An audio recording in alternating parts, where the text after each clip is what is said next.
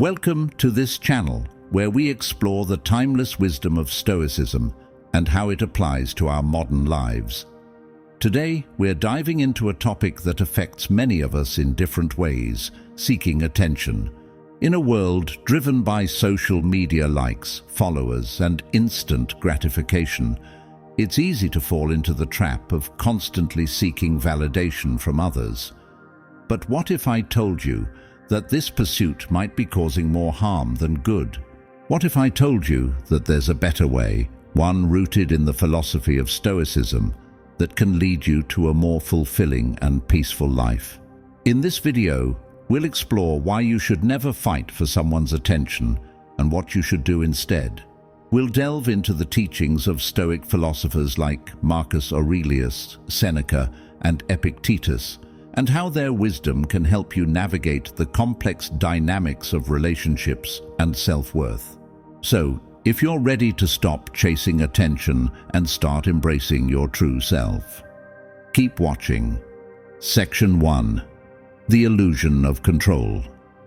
One of the core teachings of Stoicism is the concept of control. According to the Stoics, the only things we can truly control are our thoughts, actions, and reactions. Everything else, what others think of us, how they behave, and whether they give us attention, is beyond our control. Yet so many of us spend countless hours and energy trying to influence these external factors. We bend over backward to gain someone's approval, to be liked, or to stand out in a crowd. But here's the truth: when you fight for someone's attention, you're essentially trying to control the uncontrollable. You're investing your energy into something that doesn't belong to you, another person's mind and heart. Marcus Aurelius, the Roman emperor and Stoic philosopher, often reminded himself to focus only on what he could control. He wrote in his meditations, "You have power over your mind, not outside events. Realize this, and you will find strength." By constantly seeking attention, we surrender our power to others. We let their opinions and actions dictate our self-worth and happiness. This leads to a vicious cycle of dependency, where our sense of self is tied to the whims of those around us. Imagine trying to control the flow of a river with your bare hands. No matter how hard you try, the water slips through your fingers, moving in its own direction. This is what it's like to fight for attention. The more you grasp, the more you lose. Instead, the Stoics teach us to accept what we cannot control and to focus on what we can, our own thoughts, actions, and values. So, the next time you catch yourself seeking someone's attention, pause and ask yourself, is this within my control? If the answer is no, then let it go. Redirect your energy towards something that truly matters, something you can influence. Section 2. The power of self-respect. Self-respect is a fundamental Stoic virtue. It's the foundation upon which all other virtues are built. When you respect yourself, you don't need to chase after the approval or attention of others. You recognize your inherent worth and live according to your own principles, not someone else's expectations. Seneca, a Stoic philosopher and statesman, wrote extensively about the importance of self-respect. He said, "He who is brave is free." What did he mean by this? True freedom comes from within. It comes from the courage to live authentically without relying on others to validate your existence. When you fight for someone's attention, you're essentially placing your self-worth in their hands. You're saying, "I need you to acknowledge me in order to feel good about myself." But this is a dangerous path. It makes you vulnerable to manipulation and disappointment. What happens when that attention is withdrawn? What happens when the person you're trying to impress simply doesn't care? The Stoic approach is to cultivate self-respect and inner dignity. This doesn't mean arrogance or indifference to others. It means recognizing that your value is not dependent on external validation. You are worthy simply because you exist, and you live in accordance with your values and principles. So, how do you cultivate self-respect? Start by setting clear boundaries. Know what you will and will not tolerate in your relationships. Don't compromise your principles for the sake of gaining someone's favor.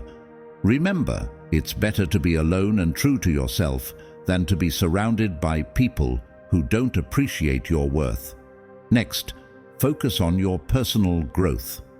Invest time in developing your skills, knowledge, and character. The more you grow, the more confident you become in your own value. And as your self-respect increases, the need for external validation diminishes.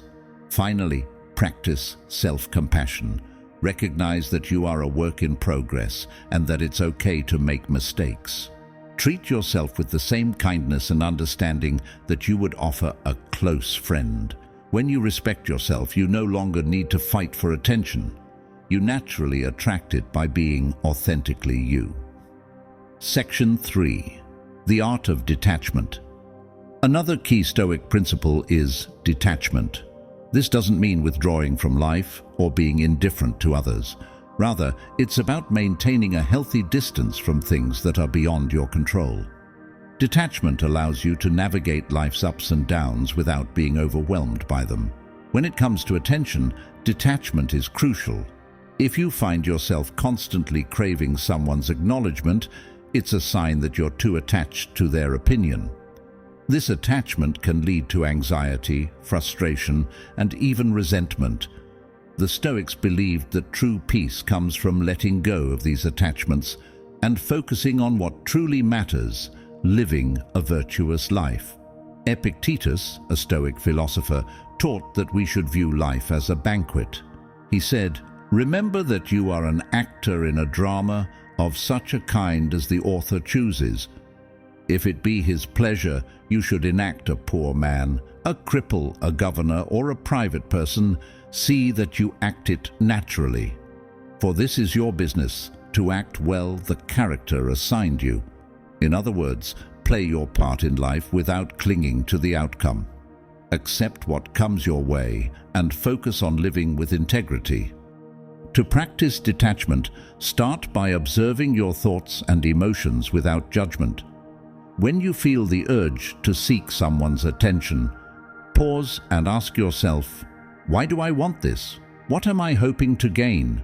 Is this desire aligned with my values and principles? By examining your motives, you can begin to detach from the need for external validation. Another powerful technique is to practice mindfulness. Mindfulness helps you stay present in the moment and reduces the urge to chase after things that are beyond your control.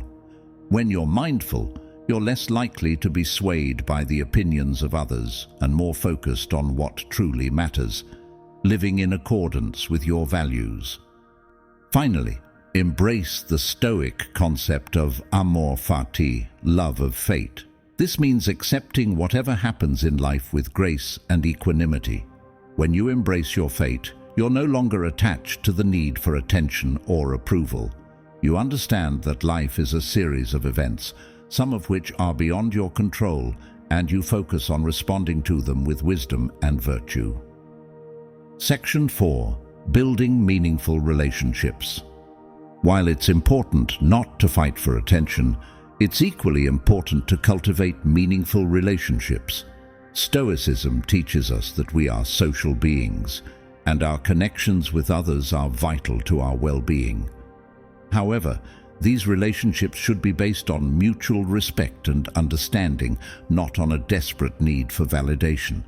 The Stoics believed in the concept of sympatheia, the idea that we are all interconnected and part of a larger whole. This means that our actions have an impact on others, and vice versa. When you seek someone's attention out of a place of insecurity or neediness, you're not building a genuine connection. You're creating a transactional relationship where your worth is dependent on the other person's response. To build meaningful relationships, focus on quality over quantity. It's better to have a few deep, authentic connections than to have many shallow ones. Be selective about who you let into your life, and ensure that your relationships are based on shared values, trust, and mutual respect. One of the best ways to do this is to practice active listening. When you're fully present in a conversation, you're showing the other person that you value their thoughts and feelings. This creates a deeper connection and fosters mutual respect. Remember, people are more likely to value you when they feel valued themselves. Also, be mindful of your own needs and boundaries. Don't be afraid to walk away from relationships that drain you or don't align with your values. It's better to be alone and true to yourself than to be in a relationship where you're constantly fighting for attention. Finally, practice gratitude. Appreciate the people in your life who truly care about you and who value you for who you are.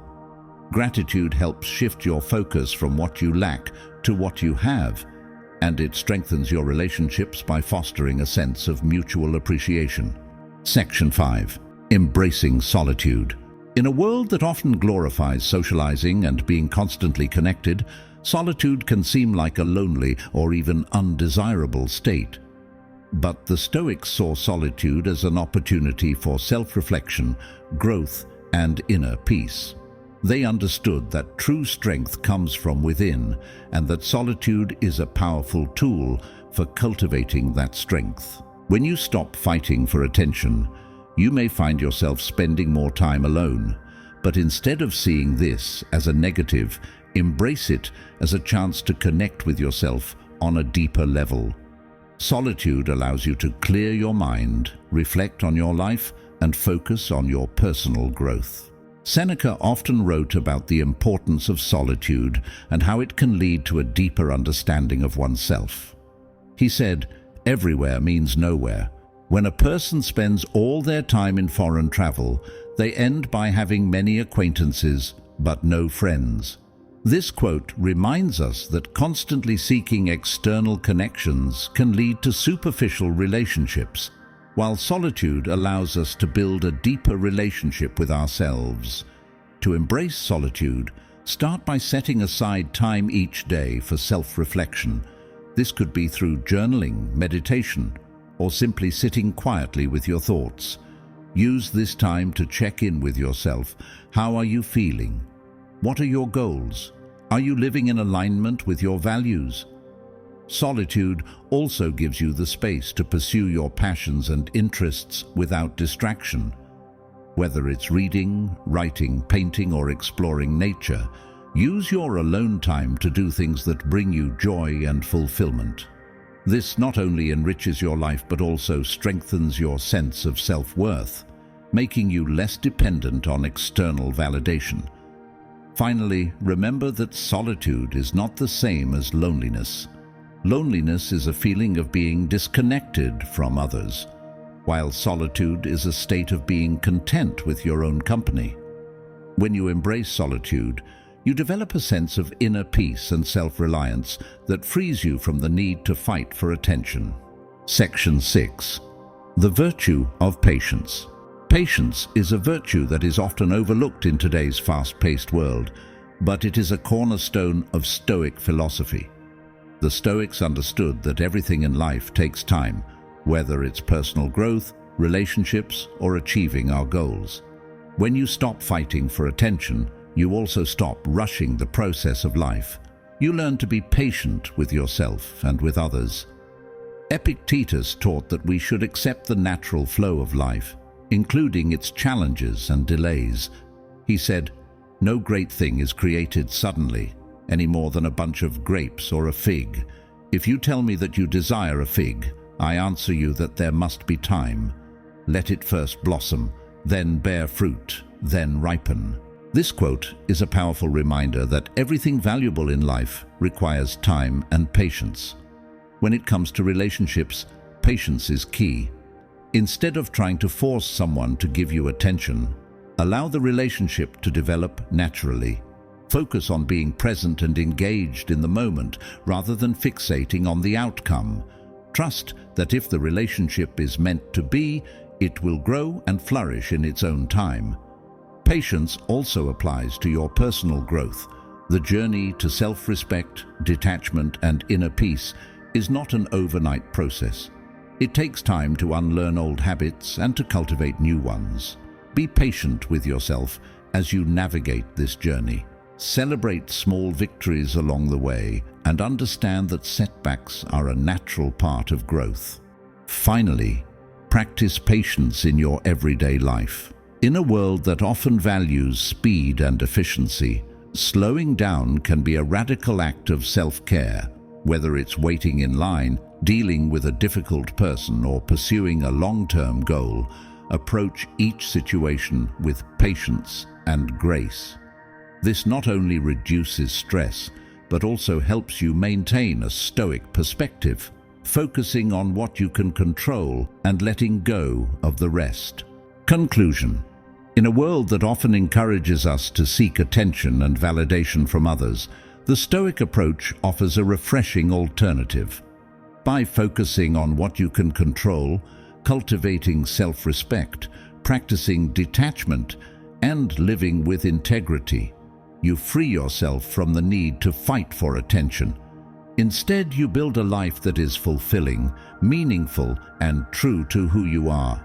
Remember, the most important relationship you have is the one with yourself. When you stop seeking external validation and start living authentically, you not only find peace within yourself, but also attract the right people and opportunities into your life. Thank you for watching, and I hope you found this video helpful. If you did, please like, share, and subscribe for more content on Stoicism and personal growth. And as always, stay true to yourself and keep striving for wisdom and virtue.